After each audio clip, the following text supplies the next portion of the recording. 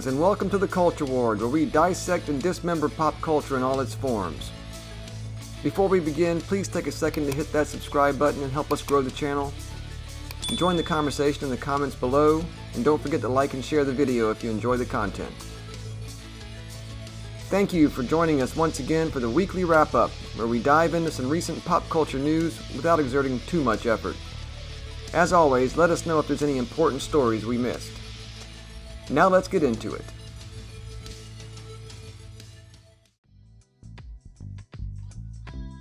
So, 2025 has definitely been a franchise-heavy year at the box office. Nearly every major release this year has been a sequel, a remake, a reboot, or a new entry in an established franchise. Starting the year off with Captain America: Brave New World, which is a sequel to the Captain American series and the 36th entry in the Marvel Cinematic Universe. Then there was Snow White, the live-action remake of an animated classic. Then there was the Thunderbolts, which is the 37th entry in the MCU. Final Destination Bloodlines, the 6th installment in the Final Destination series. Lilo and Stitch, another live-action remake. Mission Impossible: Final Reckoning, a sequel. Karate Kid Legends, a sequel and/or reboot. How to Train Your Dragon, another live-action remake. 28 Years Later, a sequel. Megan 2.0, a sequel. Jurassic World Rebirth, a sequel/reboot. Superman, Fantastic Four, Smurfs, I Know What You Did Last Summer. And there's more to come.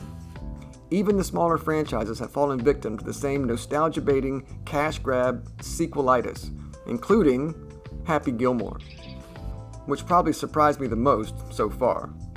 So quickly, Happy Gilmore, which released in 1996, was a rather absurdist comedy about the title character, played by Adam Sandler, trying to become a hockey player but not being very good at it. He did, however, have a great slap shot. And when his grandmother's house is being seized for back taxes, Happy Gilmore has to find a way to make money to save it.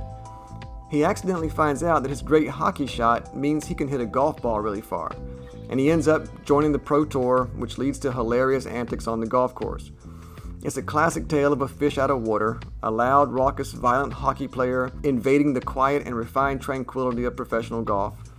Fucking shit, fuck me in the fucking ass. Fuck you, you fucking stupid cunt. Monkey licking fuck that. Sorry.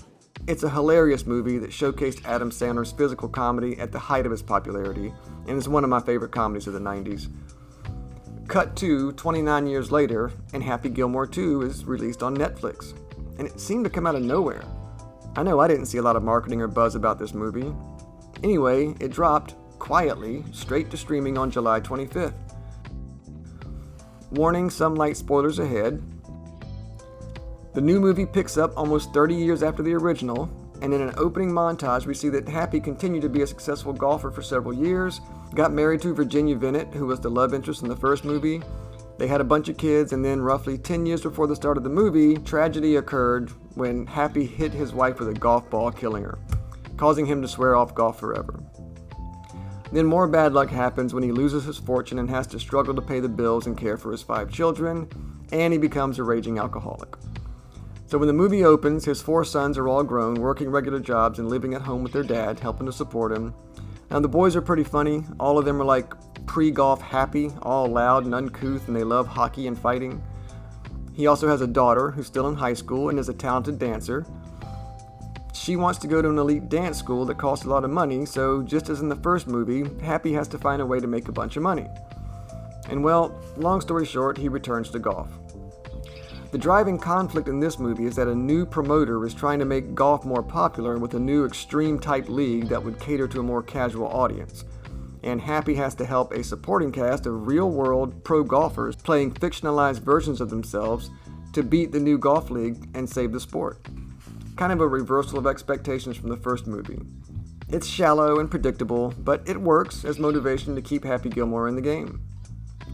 The movie has plenty of returning cast, including Christopher McDonald as Shooter McGavin, Ben Stiller as Hal, the abusive orderly from the first movie turned abusive AA counselor in this one, and, rather briefly, Julie Bowen as Virginia Vinet.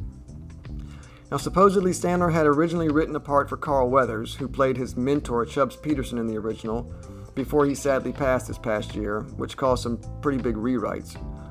He now appears in archival footage throughout the movie, and Lavelle Crawford plays Slim Peterson, Chubb's son, who helps Happy and has some of the funniest moments in the movie. And apparently Sandler's own children and wife appeared in the movie as well. And well, it was apparently a hit. Alright, so according to this article, Happy Gilmore 2 gets the biggest US opening of any Netflix movie ever. So Adam Sandler has been making Netflix money for years, but he's never had a success quite as large as Happy Gilmore 2. The comedy sequel debuted on the streaming service on July 25th, and over just 3 days, it accumulated 46.7 million views, where views are defined as the number of hours the movie was watched divided by its runtime. That makes it the biggest opening weekend of all time in the US for a Netflix original film. Perhaps unsurprisingly, it's also a personal best for Sandler, who has made a number of movies for Netflix since the streamer started investing in original content. The movie was number 1 on Netflix over the weekend, and the original Happy Gilmore was the 3rd most popular movie on the streaming service. It just goes on to tell you that Happy Gilmore comes almost 30 years after the original film, which first hit theaters in '96. In the sequel, Happy retires from golf following a tragic accident, only returns after he learns he needs to find a way to finance the tuition for his daughter's dance school. So, a lot of people tuned in, and it broke Netflix streaming records. Now, it's not breaking any critical records, but critics and audiences generally liked it. While coming nowhere near the heights and ingenuity of its predecessor, Happy Gilmore 2 is still a blast, with every cameo tuned directly into Sandler's comedic frequency. Will make fans of the first movie smile and does not besmirch the legacy of Happy Gilmore. Golf fans will have a lot of fun seeing their favorites act silly, while comedy fans will get some good laughs, but it will never be as good as the first. I agree with that. Gilmore 2 is everything you'd want in a sequel to the Sandler classic, as well as a few things you can do without. That's probably true also. It's a well-directed exercise in nostalgia, a comedy that respects its roots and a reminder of why certain characters deserve a second look. It delivers some occasional laughs while also telling a surprisingly compelling story about what might have become of Happy Gilmore 30 years on. A lovable sequel channels the same goofy ridiculousness which would become synonymous with Adam Sandler's cinematic output. So, I agree with most of those. And I have to say, I kind of liked it. While it's obviously nowhere near as funny and original as the first one, I mean, how could it be? It was nevertheless surprisingly refreshing. The premise is kind of stupid, but again, it kind of has to be. It's a Happy Gilmore sequel. And the plot and story aren't breaking any new ground, but I found that none of that really matters. What mattered most is that it's pretty funny. In addition to comedy, it's also got some great nostalgia-fueled moments, including some rather touching tributes, and it was a sweet story with a positive and uplifting message. So while I wasn't moved to tears or left pondering its implications for days or weeks to come, I did leave the movie feeling pretty good. In other words, it put me in my happy place, at least for a little while. And well, that's all I needed from this movie. It's probably the best Happy Gilmore sequel anyone could have hoped for. Not high praise, I know, but low praise for an Adam Sandler comedy in 2025 is still a refreshing change. What about you? Did you watch the new Happy Gilmore sequel on Netflix? What did you think? Join the conversation in the comments below. As always, thank you so much for watching the video. Please like and subscribe if you enjoyed the content. Bye for now. We hope to see you next time in the Culture Ward.